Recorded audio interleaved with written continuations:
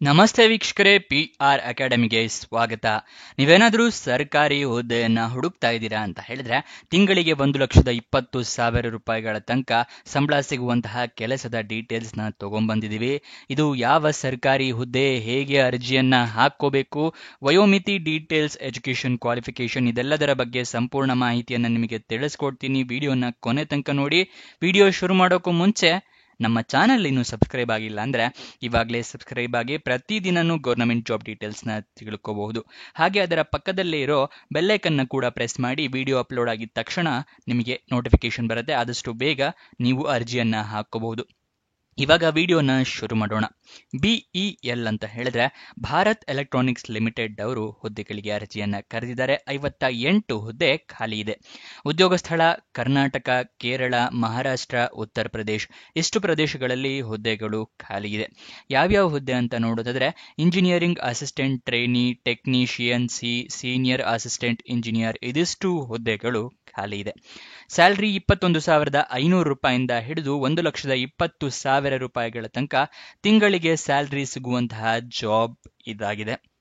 ಯಾವ್ಯಾವ ಜಾಬ್ ಎಷ್ಟೆಷ್ಟಿದೆ ಅಂತ ಹೇಳಿ ಡೀಟೇಲ್ಸ್ನ ತಿಳ್ಕೊಳ್ಳೋಣ. ಅಸಿಸ್ಟೆಂಟ್ ಅಂದ್ರೆ ಇಂಜಿನಿಯರಿಂಗ್ ಅಸಿಸ್ಟೆಂಟ್ ಟ್ರೈನಿ ಹುದ್ದೆ 22 ಖಾಲಿ ಇದೆ. ಟೆಕ್ನಿಷಿಯನ್ ಸಿ ಹುದ್ದೆ 27 ಖಾಲಿ ಇದೆ. ಸೀನಿಯರ್ ಅಸಿಸ್ಟೆಂಟ್ ಇಂಜಿನಿಯರ್ ಹುದ್ದೆ 9 ಖಾಲಿ ಇದೆ. ಟೋಟಲ್ 58 ಹುದ್ದೆಗಳು. ನೆಕ್ಸ್ಟ್ ಇದರ ಅಪ್ಲಿಕೇಶನ್ ಫೀಸ್ ಅಂದ್ರೆ ಅರ್ಜಿ ಶುಲ್ಕ ಎಷ್ಟಿದೆ ಅಂತ ಹೇಳಿ ತಿಳ್ಕೊಳ್ಳೋದಾದ್ರೆ ಇಂಜಿನಿಯರಿಂಗ್ ಅಸಿಸ್ಟೆಂಟ್ ಟ್ರೈನಿ ಮತ್ತೆ ಟೆಕ್ನಿಷಿಯನ್ ಸಿ ಪೋಸ್ಟ್ಗೆ ಯಾವುದೇ ಅಂದ್ರೆ SC/ST ಕ್ಯಾಂಡಿಡೇಟ್ಸ್ಗಳಿಗೆ, ಅಂಗವಿಕಲ ಕ್ಯಾಂಡಿಡೇಟ್ಸ್ಗಳಿಗೆ ಅಂದ್ರೆ ಡಿಸೇಬಲ್ಡ್ ಕ್ಯಾಂಡಿಡೇಟ್ಸ್ಗಳಿಗೆ, ಎಕ್ಸ್ ಸರ್ವಿಸ್ ಮೆನ್ ಕ್ಯಾಂಡಿಡೇಟ್ಸ್ಗಳಿಗೆ ಯಾವುದೇ ರೀತಿಯ ಅರ್ಜಿ ಶುಲ್ಕವನ್ನು ಇಟ್ಟಿರೋದಿಲ್ಲ. ಅವರು ಉಚಿತವಾಗಿ ಅರ್ಜಿಯನ್ನ ಹಾಕಬಹುದು.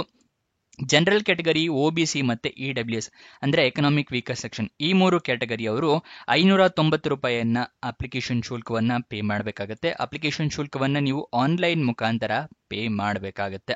ಇದು ಅರ್ಜಿ ಶುಲ್ಕದ ವಿವರ. ನೆಕ್ಸ್ಟ್ ಸೆಲೆಕ್ಷನ್ ಪ್ರೋಸೆಸ್ ಮತ್ತೆ ನಿಮಗೆ ಹೇಗೆ ಅರ್ಜಿಯನ್ನ ಹಾಕೊಳ್ಳೋದು ಅನ್ನೋದ್ರ ಬಗ್ಗೆ ವಿವರ ತಿಳಿಸ್ಕೊಡ್ತೀನಿ. ಅದಕ್ಕಿಂತ ಮುಂಚೆ ದಯವಿಟ್ಟು ಇನ್ನು ಲೈಕ್ ಮಾಡಿಲ್ಲ ಅಂದ್ರೆ ಲೈಕ್ ಮಾಡಿ, ಮತ್ತೆ ಏನಾದರೂ ಒಂದು ಕಮೆಂಟ್ ಮಾಡಿ. ನೀವು ಕಮೆಂಟ್ ಮಾಡಿದಾಗ ಒಂದು ಸ್ವಲ್ಪ ರೀಚ್ ಸಿಗುತ್ತೆ. ಒಂದು ಲೈಕ್ ಎಮೋಜಿನೋ ಅಥವಾ ಡಾಟೋ ಏನಾದರೂ ಒಂದು ಕಮೆಂಟ್ ಮಾಡಿ. ಮತ್ತೆ ನಿಮಗೇನಾದರೂ ಗೊತ್ತಿರಲಿಲ್ಲ ಅಥವಾ ಹೊಸ ವೀಕ್ಷಕರು ಅಂತ ಹೇಳಿದ್ರೆ ನಿಮಗೆ ತಿಳಿಸ್ಕೊಡ್ತಾ ಇದ್ದೀವಿ.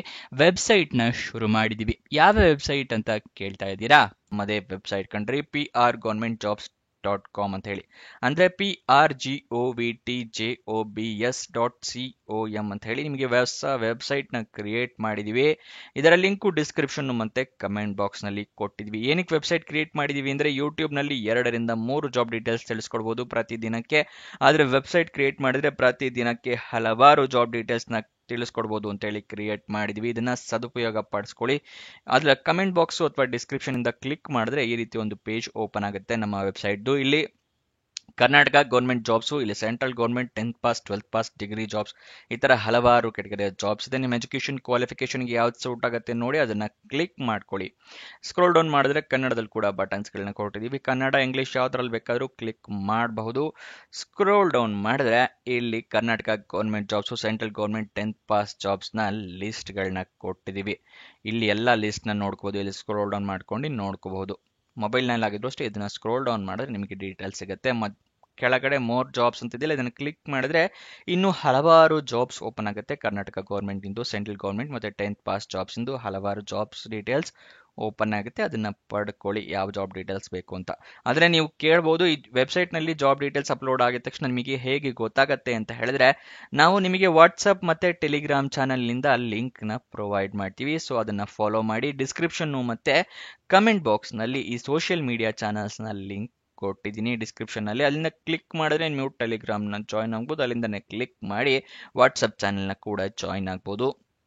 ಪ್ರತಿದಿನ ಜಾಬ್ ಡೀಟೇಲ್ಸ್ ಅಪ್ಲೋಡ್ ಆಗಿದ ತಕ್ಷಣ ಈ ಜಾಬ್ ಡೀಟೇಲ್ಸ್ ಅಪ್ಲೋಡ್ ಆಗಿದೆ, ಇದರ ಲಿಂಕ್ ಅಂತ ಹೇಳಿ ನಿಮಗೆ ಪ್ರೊವೈಡ್ ಮಾಡ್ತೀವಿ. ಮತ್ತೆ ಕೊನೆ ದಿನಾಂಕ ಹತ್ತಿರ ಬರ್ತಿದ್ದಾಗೆ ಈ ಜಾಬ್ಸ್ ಕೊನೆಗೊಳ್ತಾ ಇದೆ ಅಂತ ಹೇಳಿ ಅದರ ಲಿಂಕ್ ಕೊಡ್ತೀವಿ. ನೀವು ಆದಷ್ಟು ಬೇಗ ಅರ್ಜಿಯನ್ನ ಹಾಕೊಳ್ಳಕ್ಕೆ ಹೆಲ್ಪ್ ಆಗುತ್ತೆ. ವಾಟ್ಸ್ಆಪ್ ಮತ್ತೆ ಟೆಲಿಗ್ರಾಮ್ ನ ಜಾಯ್ನ್ ಆಗೋದು ಮರಿಬೇಡಿ. ಇವಾಗ ಸೆಲೆಕ್ಷನ್ ಪ್ರೋಸೆಸ್ನ ವಿವರ ತಿಳ್ಕೊಳ್ಳೋಣ. ಲಿಖಿತ ಪರೀಕ್ಷೆ ಇರುತ್ತೆ, ಅಂದ್ರೆ ರಿಟರ್ನ್ ಟೆಸ್ಟ್ ಇರುತ್ತೆ, ಮತ್ತು ಕಂಪ್ಯೂಟರ್ ಬೇಸ್ಡ್ ಟೆಸ್ಟ್ ಇರುತ್ತೆ. ಅದಾದ ನಂತರ ಇಂಟರ್ವ್ಯೂ. ಇದಿಷ್ಟು ಸೆಲೆಕ್ಷನ್ ಪ್ರೋಸೆಸ್ನ ವಿವರ. ಸ್ಯಾಲರಿಯ ಡೀಟೇಲ್ಸ್ನ ತಿಳ್ಕೊಳ್ಳೋದಿದ್ರೆ ಇಂಜಿನಿಯರಿಂಗ್ ಅಸಿಸ್ಟೆಂಟ್ ಟ್ರೈನಿ ಹುದ್ದೆಗೆ 24,500 ರೂಪಾಯಿಂದ ಹಿಡಿದು 90,000 ರೂಪಾಯಿ ತನಕ ಇದೆ. ಟೆಕ್ನಿಷಿಯನ್ ಸಿ ಹುದ್ದೆಗೆ 21,500 ರೂಪಾಯಿಂದ ಹಿಡಿದು 82,000 ರೂಪಾಯಿ ತನಕ ಇದೆ. ಸೀನಿಯರ್ ಅಸಿಸ್ಟೆಂಟ್ ಇಂಜಿನಿಯರ್ ಹುದ್ದೆಗೆ 30,000 ರೂಪಾಯಿಂದ ಹಿಡಿದು 1,20,000 ರೂಪಾಯಿ ತನಕ ಸ್ಯಾಲರಿ ಇರುತ್ತೆ. ಅರ್ಜಿಯನ್ನ ಹೇಗೆ ಹಾಕೋಬೇಕು ಅಂತ ತಿಳಿಸ್ಕೊಡ್ತೀನಿ. ಆನ್ಲೈನ್ ಮುಖಾಂತರ ಮತ್ತೆ ಆಫ್ಲೈನ್ ಮುಖಾಂತರ ಎರಡು ಮುಖಾಂತರ ಅರ್ಜಿಯನ್ನ ಹಾಕೋಬೇಕು. ಅಂದ್ರೆ ಬೇರೆ ಬೇರೆ ಹುದ್ದೆಗೆ ಬೇರೆ ಬೇರೆ ತರ ಅರ್ಜಿ, ಅದನ್ನ ತಿಳಿಸ್ಕೊಡ್ತೀನಿ. ಅದಕ್ಕಿಂತ ಮುಂಚೆ ನೋಟಿಫಿಕೇಶನ್ ಸಂಪೂರ್ಣವಾಗಿ ಓದ್ಕೊಳ್ಳಿ. ಏನೇನು ಎಲಿಜಿಬಿಲಿಟಿ ಕ್ರೈಟೀರಿಯಾ ಇದೆ ಅಂತ ತಿಳ್ಕೊಂಡ ನಂತರ ಅರ್ಜಿಯನ್ನ ಹಾಕೊಳ್ಳಿ. ಇಲ್ಲ ಅಂದ್ರೆ ಅಪ್ಲಿಕೇಶನ್ ರಿಜೆಕ್ಟ್ ಆಗೋ ಚಾನ್ಸಸ್ ಜಾಸ್ತಿ ಇರುತ್ತೆ. ಈ ನೋಟಿಫಿಕೇಶನ್ ಡೌನ್ಲೋಡ್ ಮಾಡೋದು ಮತ್ತೆ ನಿಮಗೆ ಆನ್ಲೈನ್ ಅಪ್ಲಿಕೇಶನ್ ಲಿಂಕ್ ಎರಡನ್ನ ಕೂಡ ಪ್ರೊವೈಡ್ ಮಾಡ್ತೀವಿ. ವಿಡಿಯೋನ ನೋಡ್ತಾ ಇರಿ, ಕೆಲವು ಕ್ಷಣಗಳಲ್ಲಿ ತೋರಿಸ್ಕೊಡ್ತೀವಿ. ನೆಕ್ಸ್ಟ್ ಯಾವ್ಯಾವ ಡಾಕ್ಯುಮೆಂಟ್ಸ್ನ ರೆಡಿ ಇಟ್ಕೋಬೇಕು ಅಂತ ಹೇಳ್ತಾ ಇದ್ದೀನಿ. ಮೊದಲನೇದಾಗಿ ID ಪ್ರೂಫ್, ಅಂದರೆ ಆಧಾರ್ ಕಾರ್ಡ್, ವೋಟರ್ ID ಅಥವಾ ಪಾನ್ ಕಾರ್ಡ್. ಎಜುಕೇಷನ್ ಕ್ವಾಲಿಫಿಕೇಷನ್ಗೆ ಮಾರ್ಕ್ಸ್ ಕಾರ್ಡು, ಸರ್ಟಿಫಿಕೇಟ್ಸು ಬೇಕಾಗುತ್ತೆ. ಪಾಸ್ಪೋರ್ಟ್ ಸೈಜ್ ಫೋಟೋಗ್ರಾಫ್, ಏಜ್ ಪ್ರೂಫ್ಗೆ SSLC ಮಾರ್ಕ್ಸ್ ಕಾರ್ಡ್ ಅಥವಾ ಡೇಟ್ ಆಫ್ ಬರ್ತ್ ಸರ್ಟಿಫಿಕೇಟ್, ಇದಿಷ್ಟನ್ನ ರೆಡಿ ಇಟ್ಕೊಳ್ಳಿ. ಮತ್ತೆ ಈ ಅರ್ಜಿಯಲ್ಲಿ ಇಮೇಲ್ ID, ಮೊಬೈಲ್ ನಂಬರ್ನ ಕರೆಕ್ಟಾಗಿ ಮೆನ್ಷನ್ ಮಾಡಿ. ನಿಮಗೆ ಏನಾದರೂ ಜಾಬ್ ಸಿಕ್ಕರೆ ಇಮೇಲ್ ಅಥವಾ SMS ಮುಖಾಂತರ ಅವರು ತಿಳಿಸ್ಕೊಡ್ತಾರೆ. ಆನ್ಲೈನ್ ಅಪ್ಲಿಕೇಶನ್ ಅಲ್ಲಿ ಎಲ್ಲ ಡೀಟೇಲ್ಸ್ ಕರೆಕ್ಟ್ ಇದೆಯಾ ಅಂತ ನೋಡ್ಕೊಂಡ ನಂತರ ಸಬ್ಮಿಟ್ ಮಾಡಿ. ತಪ್ಪಾಗಿದ್ರೆ ತಿದ್ದುಪಡಿ ಕರೆಕ್ಟಾಗಿ ಮಾಡ್ಕೊಂಡ ನಂತರನೇ ಸಬ್ಮಿಟ್ ಮಾಡಿ. ಓಕೆನಾ? ನಿಮ್ಮ ಕೆಟಗರಿಯ ಪ್ರಕಾರ ಅರ್ಜಿ ಶುಲ್ಕವನ್ನು ಪೇ ಮಾಡ್ಕೊಳ್ಳಿ. ನೆಕ್ಸ್ಟ್ ಅಪ್ಲಿಕೇಶನ್ ಸಬ್ಮಿಟ್ ಆದಮೇಲೆ ಅಪ್ಲಿಕೇಶನ್ ನಂಬರ್ ಅಥವಾ ರೆಫರೆನ್ಸ್ ನಂಬರ್ ಏನಾದ್ರು ಬಂದರೆ ಅದನ್ನು ಬರೆದಿಟ್ಕೊಳ್ಳಿ, ನಿಮ್ಮ ಫ್ಯೂಚರ್ ರೆಫರೆನ್ಸ್ಗೆ ಬೇಕಾಗುತ್ತೆ. ಸೀನಿಯರ್ ಅಸಿಸ್ಟೆಂಟ್ ಇಂಜಿನಿಯರ್ ಪೋಸ್ಟ್ಗೆ ಆಫ್ಲೈನ್ ಮುಖಾಂತರ ಅರ್ಜಿಯನ್ನು ಹಾಕೋಬೇಕಾಗುತ್ತೆ. ಅಪ್ಲಿಕೇಶನ್ ಫಾರಮ್ ಸಿಗುತ್ತೆ, ಅದನ್ನು ಡೌನ್ಲೋಡ್ ಮಾಡಿ ಒಂದು ಅಡ್ರೆಸ್ಗೆ ಕಳಿಸ್ಕೊಡ್ಬೇಕು. ಯಾವ ಅಡ್ರೆಸ್ಗೆ ಅಂತ ತೋರಿಸ್ಕೊಡ್ತಾ ಇದ್ದೀನಿ. Assistant manager human resource military communication and NWCS SBU Bharat electronics limited, Jalahalli post, Bengaluru 560013. ಈ ಅಡ್ರೆಸ್ಗೆ ನೀವು ಅರ್ಜಿ ತಲುಪೋ ಥರ ವ್ಯವಸ್ಥೆ ಮಾಡ್ಕೋಬೇಕಾಗುತ್ತೆ. ಸ್ಕ್ರೀನ್ಶಾಟ್ನ ತೊಗೊಂಡಿಟ್ಕೊಳ್ಳಿ.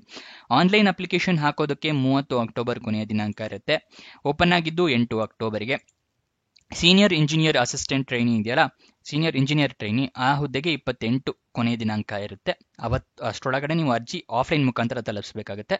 ಬೇರೆ ಅಂದರೆ ಇಂಜಿನಿಯರ್ ಅಸಿಸ್ಟೆಂಟ್ ಟ್ರೈನಿ ಹುದ್ದೆಗೆ 30 ಆನ್ಲೈನ್ ಮುಖಾಂತರ, ಟೆಕ್ನಿಷಿಯನ್ಗೂ ಅಷ್ಟೇ ಆನ್ಲೈನ್ ಮುಖಾಂತರ. ಅದೇ ಸೀನಿಯರ್ ಅಸಿಸ್ಟೆಂಟ್ ಇಂಜಿನಿಯರ್ ಹುದ್ದೆಗೆ ಆಫ್ಲೈನ್ ಮುಖಾಂತರ ಹಾಕೋಬೇಕಾಗುತ್ತೆ. Next official notification application form download ಮಾಡೋದು ತಿಳಿಸ್ಕೊಡ್ತೀನಿ ಅನ್ನಲ್ಲ, ಹೇಳ್ತಾ ಇದ್ದೀನಿ. ಡಿಸ್ಕ್ರಿಪ್ಷನ್ ಮತ್ತು ಕಮೆಂಟ್ ಬಾಕ್ಸ್ನಲ್ಲಿ ಎರಡನೆಯ ಲಿಂಕನ್ನು ಕ್ಲಿಕ್ ಮಾಡಿದ್ರೆ ನಿಮಗೆ ಈ ಜಾಬ್ ಡೀಟೇಲ್ಸ್ ಓಪನ್ ಆಗುತ್ತೆ. ಇಲ್ಲಿ ಸ್ಕ್ರೋಲ್ ಡೌನ್ ಮಾಡಿ ಫುಲ್ ಕೆಳಗಡೆ ಬಂದರೆ ಅಫಿಷಿಯಲ್ ನೋಟಿಫಿಕೇಶನ್ ಅಂತಿದೆಯಲ್ಲ, ಅದನ್ನು ಕ್ಲಿಕ್ ಮಾಡಿ ನಿಮಗೆ ಅಫಿಷಿಯಲ್ ನೋಟಿಫಿಕೇಶನ್ ಓಪನ್ ಆಗುತ್ತೆ. ಅದರ ಪಕ್ಕದಲ್ಲೇ ಅಂದರೆ ಅದರ ಕೆಳಗಡೆ ಇನ್ನೊಂದು ಅಪ್ಲಿಕೇಶನ್ ಫಾರಮ್ ಇದೆ, ನೋಟಿಫಿಕೇಶನ್ ಇದೆ. ಇಲ್ಲಿ ನೋಡಿ ನೋಟಿಫಿಕೇಶನ್, ಇದು ಅಪ್ಲಿಕೇಶನ್ ಫಾರಮ್, ಇದನ್ನೆಲ್ಲ ಡೌನ್ಲೋಡ್ ಮಾಡ್ಕೋಬಹುದು. ಅದರ ಕೆಳಗಡೆ ಆನ್ಲೈನ್ ಅಪ್ಲಿಕೇಶನ್ ಹಾಕೋದಕ್ಕೂ ಕೂಡ ಕ್ಲಿಕ್ ಹಿಯರ್ ಅನ್ನೋ ಲಿಂಕನ್ನು ಕ್ಲಿಕ್ ಮಾಡಿದ್ರೆ ನಿಮಗೆ ಅಪ್ಲಿಕೇಶನ್ ಓಪನ್ ಆಗುತ್ತೆ. ಫ್ರೆಶ್ ಕ್ಯಾಂಡಿಡೇಟ್ಸ್ ಆಗಿದ್ರೆ ಇಲ್ಲಿ ಕ್ಲಿಕ್ ಮಾಡಿ. ಮುಂಚೆನೇ ಲಾಗಿನ್ ಆಗಿದ್ದಿದ್ರೆ ಲಾಗ್ಡ್ ಇನ್ ಅಂತ ಇದೆ, ಇದನ್ನ ಕ್ಲಿಕ್ ಮಾಡಿ. ಗೊತ್ತಾಯ್ತಲ್ವಾ?